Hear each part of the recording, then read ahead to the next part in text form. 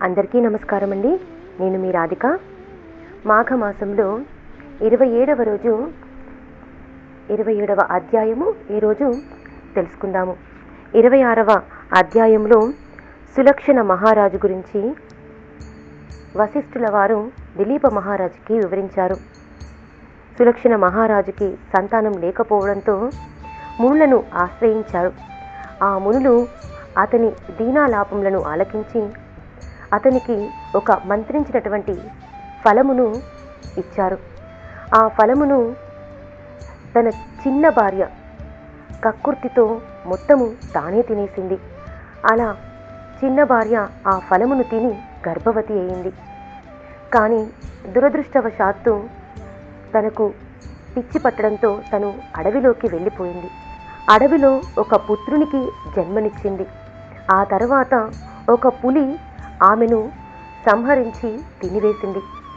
ఆ తరువాత ఆ బాలుడు హంసలకు దొరికాడు. హంసలు ఆ బాలుణ్ణి ఎంతో ఆప్యాయంగా 1 సంవత్సరం కాలం పాటు పెంచాయి. ఆ తర్వాత ఒక ముని ఆ బాలుణ్ణి తీసుకుని వచ్చి పెంచుకోసాగాడు. అలా 3 సంవత్సరాలు గడిచాయి. అప్పుడు ఒకరోజు ఆ ముని యొక్క పెద్ద భార్యకు ఈ బాలుని మీద ఈర్ష్య కలిగి ఆ బాలుని తీసుకుని వెళ్ళి అడవిలో వదిలిపెట్టేసి వచ్చింది. ఇది మనము 26వ అధ్యాయంలో తెలుసుకున్నటువంటి విషయాలు. ఈరోజు 27వ అధ్యాయంలో మిగతా కథను గురించి తెలుసుకుందాము. విధి ఎంత విచిత్రమైనదో చూసిద్రా. పాపం ఆ బాలుని జాతకము ఏమిటో గాని కన్న తల్లి క్రూర మృగము బారిన పడి కన్ను మూసింది. ఇప్పుడు పెంపుడు తల్లి అడవిలో పడవేసిపోయింది. పాపం ఆ బాలునికి ఇంక దిక్కెవరు? దీనులను కాపాడుటకు దేవుడే ఉన్నాడు అన్నట్లు ఆ శ్రీహరియే అతనిని సంరక్షించాలి. నా అన్న వాళ్ళు కనపడక ఆ నిర్జర ప్రదేశంలో అంటే ఆ అడవిలో ఆ బాలుడు ఏడ్చి ఏడ్చి ఏడ్చి ఒక తులసి మొక్క సన్నిధిలో నిద్రాదేవి ఒడిలోకి చేరుకున్నాడు. అంటే ఒక తులసి మొక్క సన్నిధిలోకి వెళ్ళి పడుకుని నిద్రపోయాడు. ఆ తులసి మొక్కపై చేయి వేసి పడుకున్నాడేమో. ఆ తులసీమాత అతన్ని కరుణించింది. ఆ రాత్రి అతనికి ఏమాత్రం అపాయము జరగలేదు. ప్రొద్దున్నే లేచిన ఆ బాలునికి ఏం చెయ్యటానికి పాలుపోలేదు. పైగా నిర్జన ప్రదేశం, ఒంటరిగా ఉన్నాడు. చాలా భయమేసింది. చుట్టూ చూశాడు. తన వారెవరూ కనపడకపోయేసరికి అతనికి ఏడుపు వచ్చింది. బిగ్గరగా ఏడ్చేశాడు. ఆ రోజు పక్షులే ఆ బాలునికి ఆహారాన్ని అందించాయి. ఎట్లాగో బాలుడు తెప్పరిల్లాడు, అంటే కోలుకున్నాడు. ఆ పక్షుల సంరక్షణలోనే ఆ బాలుడు పెరిగి పెద్దవాడై 12 ఏళ్ల ప్రాయము కలవాడు అయ్యాడు. పుట్టగానే తల్లిని కోల్పోయాడు. తర్వాత సంవత్సర కాలం పాటు హంసలు పెంచాయి. తర్వాత ఒక ముని అతన్ని తీసుకుని వెళ్ళి 2 సంవత్సరాలు పెంచుకున్నాడు. ఆ తర్వాత మళ్ళీ తీసుకుని వచ్చి అడవిలో వదిలేసింది తన పెద్ద భార్య. అయినను ఆ తులసీమాత అతన్ని సంరక్షిస్తూ వచ్చింది. అలా 12 సంవత్సరాల పాటు ఆ పిల్లవాడు ఆ అడవిలోనే పెరిగాడు. తులసి పూజ, భగవన్నామ స్మరణ చేయటం నేర్చుకున్నాడు. ఆశా పాశములతోనూ నిరాశా నిస్పృహులతోనూ సతమతమయ్యేవాడు. ఒకసారి ఆ 12 ఏళ్ల బాలుడు తీవ్ర నిరాశకు నిస్పృహకు లోనై విరక్తి భావంతో, ఓ శరణాగత వల్లభ, జగద్రక్షక, నా జీవితం ఇంతేనా? నేను ఈ అడవుల పాలైపోవలసిందేనా? అరణ్యమే నాకింక శరణమా? నన్నెందుకు పుట్టించావు తండ్రి? నేనిక నా వారిని కలవలేనా? నా జీవితం ఇంతేనా అంటూ పరిపరి విధాలా రోధించాడు. ఇంతలో ఆకాశవాణి ఇట్లు పలికింది. ఓ కుమారా, బాధపడకుము. దగ్గరలో ఒక సరస్సు కలదు.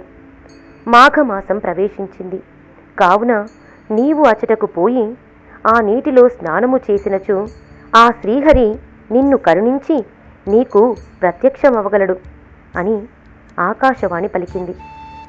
ఆకాశవాణి పలుకులు విన్న ఆ బాలుడు వెంటనే సరస్సు వద్దకు పోయి మాఘ స్నానం చేశాడు. ఆ శ్రీమన్నారాయణుణ్ణి మనసారా ధ్యానించాడు.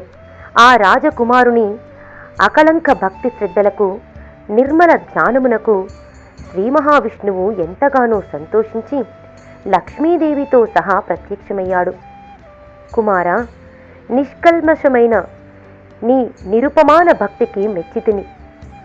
నీకు ఏమి వరం కావాలో కోరుకునుము, ప్రసాదించెదను అని అన్నాడు. అంతటా ఆ బాలుడు, స్వామి, నేనెవరో నాకు తెలియదు, నా తల్లిదండ్రులెవరో అంతకన్నా తెలియదు. ఊహ తెలిసినప్పటి నుండి కష్టములే అనుభవించుచున్నాను, కానీ సుఖము అన్నది తెలియదు. తల్లిదండ్రుల ప్రేమానురాగాలకు నోచుకోలేదు. ఆప్యాయంగా అక్కున చేర్చుకొనువారు ఒక్కరైనను లేరు.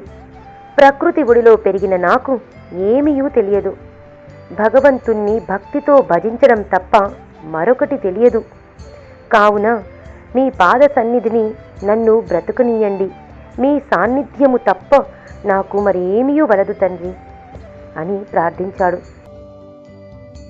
నీవు ఇంకను భూలోకములో ధర్మయుక్తముగా పరిపాలన చేయవలసి ఉన్నది. నీ తండ్రి రాజ్యమునేలే ధర్మప్రభువైన సులక్షణుడు. అతడు వృద్ధుడైనాడు. కనిష్ట భార్య మరియు నీ తల్లియును అగు ఆమె ఎక్కడకు పోయినదో తెలియక తల్లడిల్లిపోతున్నాడు. పుట్టిన బిడ్డ ఏమయ్యాడోనని పుట్టెడు దుఃఖముతోనున్నాడు. కావున నీవు నీ తండ్రి వద్దకు పోయి కన్నతండ్రి రుణమును తీర్చుకునుము అంటూ అక్కడకు సమీపంలో తపస్సు చేసుకుంటున్న ఒక మునీశ్వరునికి అప్పగించి భవిష్యత్ కార్యమును నిర్దేశించాడు. అప్పటికే పుట్టిన బిడ్డ, కనిష్ట భార్య ఇద్దరూ ఏమయ్యారో తెలియని వృద్ధ సులక్షణ మహారాజు తీవ్ర మనస్తాపంతో కృంగిపోతూ ఆశ చావక 12 సంవత్సరములు గడిచినను ఇంకనూ వారి కోసము వెతికిస్తూనే ఉన్నాడు. బిడ్డ మీద బెంగతో రాజకార్యములను విస్మరించాడు. ఆ సమయంలో మునీశ్వరుని వెంట 12 సంవత్సరాల రాకుమారుడు వెళ్ళాడు. ఆ ముని బాలుని వృత్తాంతమంతయు రాజుకు విన్నవించాడు. రాజు ఎంతగానో సంతోషించాడు. కానీ కనిష్ట భార్య అనగా చిన్న భార్య చనిపోయినందుకు కన్నీరు కార్చాలో లేక ఎక్కడికి వెళ్ళాడో తెలియని కొడుకు దొరికినందుకు సంతోషపడాలో తెలియక ఆ వృద్ధ మహారాజు సంతోష విచారములతో ఉబ్బి తబ్బిబ్బైపోయాడు. బాలుని కౌగిలించుకుని మనసారా ముద్దాడాడు.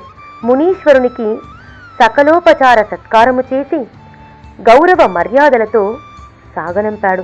అనంతరము ఆ బాలునికి సుధర్ముడు అను నామకరణము చేసి పట్టాభిషేకము చేసి రాజ్యాన్ని అతనికి అప్పగించాడు. ఇది సులక్షణ మహారాజు యొక్క వృత్తాంతము. మాఘపురాణంలో 27వ అధ్యాయము పరిసమాప్తమైనది. తిరిగి రేపు 28వ అధ్యాయంతో మళ్ళీ కలుసుకుందాము.